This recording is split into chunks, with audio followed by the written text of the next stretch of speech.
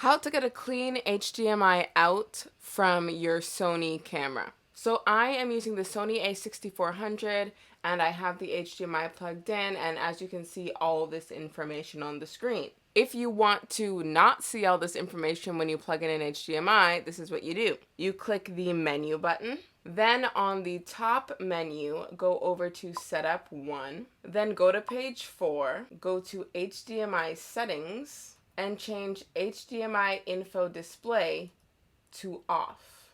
Now, this is what your HDMI output will look like. And that's how you get a clean HDMI out on your Sony camera.